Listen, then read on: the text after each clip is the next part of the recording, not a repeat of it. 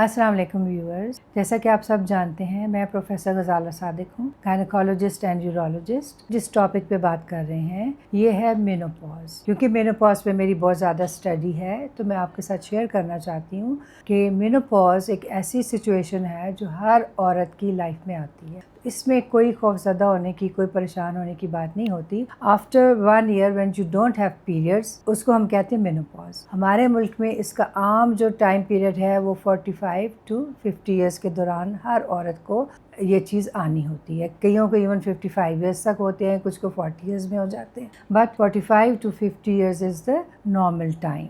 तो इसमें कुछ चेंजेस आती हैं लाइफ में because of the hormonal deficiency जो एकदम से लाइफ में प्रोड्यूस होती है पीरियड्स ना आने की वजह से। ईस्ट्रोजन एकदम से कम हो जाते हैं जिसकी वजह से कुछ ख़वातीन को थोड़ा सा प्रॉब्लम का सामना करना पड़ता है। और वो प्रॉब्लम्स क्या हैं? वो ये है कि नींद अच्छी तरीके से नहीं आती, अचानक बैठे बैठे बहुत ज़्यादा गर्मी लगने लग जाती है, हॉट फ्लशेज इसको हम कहते हैं। थोड़ा सा चिड़चिड़ापन आ जाता है, यानी कि मूड स्विंग्स होने लग जाते हैं। अभी आप बिल्कुल ठीक हैं, अभी किसी बगैर वजह के गुस्सा आ जाता है, लोग कहते हैं पता नहीं क्या हो गया। तो एक्चुअली ये हार्मोनल प्रॉब्लम्स होते हैं।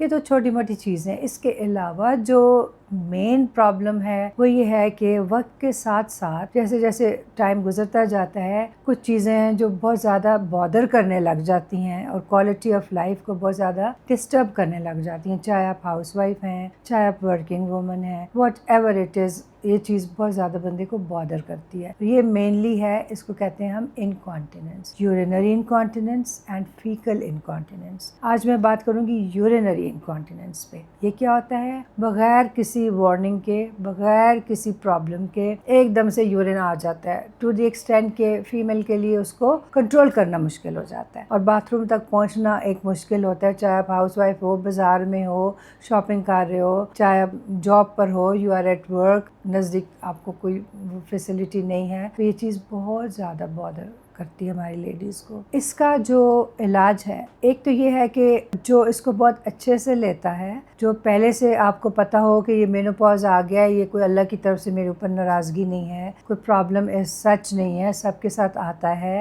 एंड इट्स अ साइन कि आपने ज़िंदगी में बहुत कुछ कर लिया, आपने अकम्प्लिश कर लिया। जितना आप अच्छे वेल सेटल्ड होंगे, आप इस चीज़ को अच्छे तरीके से लेंगे, उतना ही ये जो सिम्टम्स मैंने बताए हैं, नींद ना आना, मूड स्विंग्स होना, ये चीज़ें उतनी ही आपको कम फील होंगी। और ये जो दूसरा मैंने बताया यूरिन का लीक हो जाना, इसका मेन ये है कि अर्ली स्टेज से ही अगर आप इसका इलाज शुरू करेंगे तो वो बहुत सिंपल है। वो आपको करना पड़ता है, कुछ ख़ास किस्म की एक्सरसाइजेज होती हैं जिनको आप कीगल एक्सरसाइजेज कहते हैं। वो अगर आप चाहेंगे तो मैं आपको बता भी सकती हूँ। और सेकंड, आप इसके लिए हम कुछ मेडिसिन देते हैं। मेडिसिन से आम तौर से ये कंट्रोल हो जाता है। कुछ ख़वातीन जिनमें ये कंट्रोल नहीं होता, नौबत ऑपरेशन तक चली जाती है, ऑपरेशन करना पड़ता है। लेकिन जो मैं आजकल आप लोगों को ऑफ़र कर रही हूँ that is known as Botox. मैं यूरिन के नीचे का जो हिस्सा है उसमें बोटॉक्स के इंजेक्शंस हम लगा देते हैं और वो 3 to 6 मंथ्स तक इफ़ेक्टिव रहते हैं और बगैर किसी ऑपरेशन के